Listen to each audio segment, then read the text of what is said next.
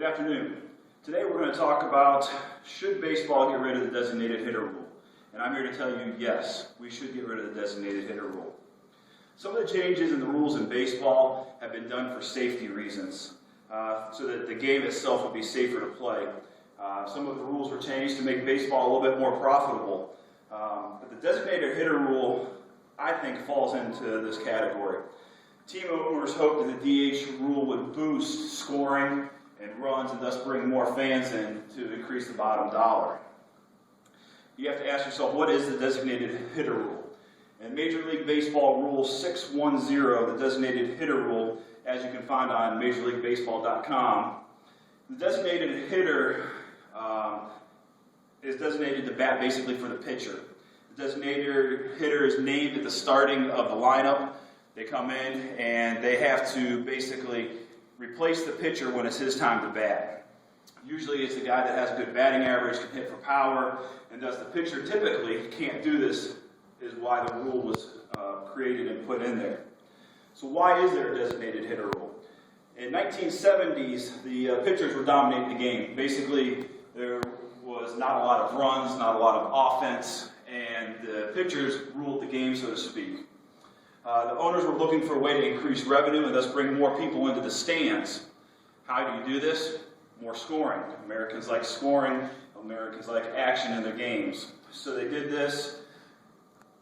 And the other problem was pitchers weren't like Babe Ruth. Back in the time when Babe Ruth was playing, not only was he a pitcher, but he was one of the most dominant hitters in the game. Well, this is kind of tailored off, and the pitchers were dominating as pitchers, but they weren't able to produce the same kind of numbers as Babe Ruth did. If you look at the BleacherReport.com, runs per game were 3.47 in 1972. And the league collectively hit an anemic .239 batting average. And basically, this is where the start of the designated hitter rule came in. You go to a joint meeting that the two leagues had, in Chicago on January 11th, 1973. HistoryChannel.com documented this well. The National League resisted the change.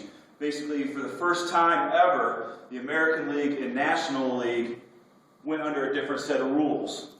And this had been the biggest rule change since 1903. The American League voted 8-4.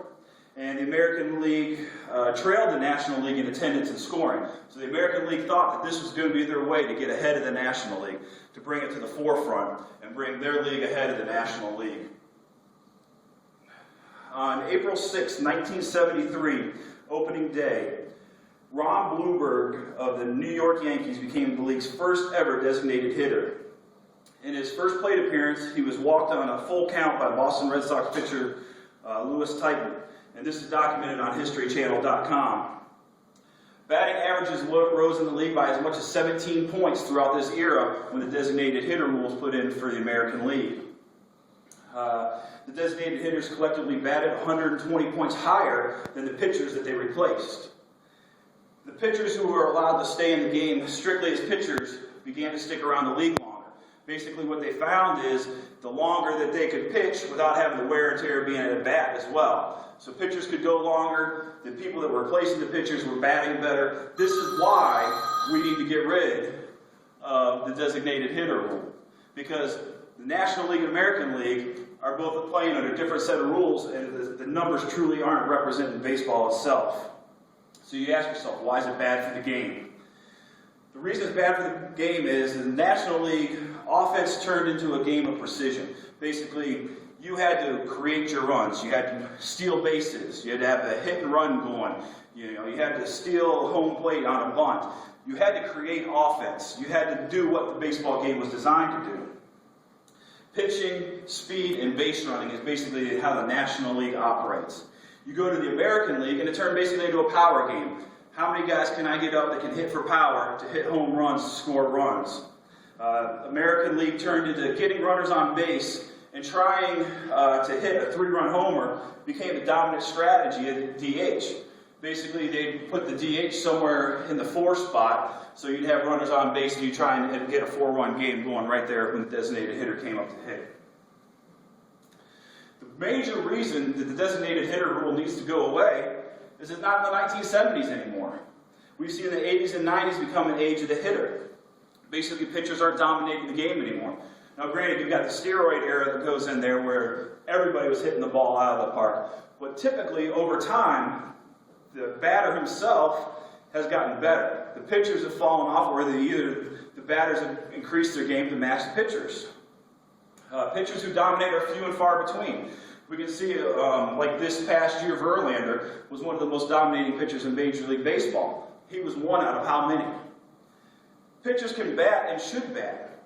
If you look at Mike Leake, who batted a .294 average, and this is documented on SportsIllustrated.com, the best batting pitchers, Mike Leake was batting a .294 average.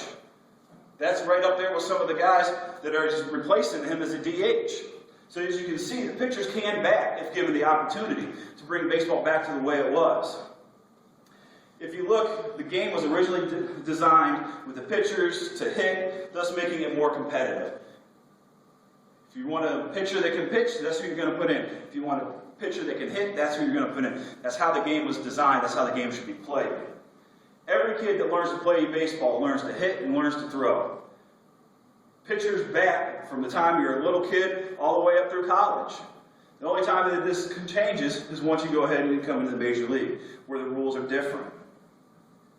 As we looked at the designated hitter rule today, we saw why it was created. It was created for money, to increase attendance. But as we've seen over the years, this has played out. It doesn't work anymore. The designated hitter rule needs to go away so that baseball is brought back to its original roots. The purists and the ones that want baseball back the way it should be should see the leagues have the same rules at the same time so that it's an even playing field. I appreciate your attendance today, and I too believe that you think that the designated hitter rule should go away.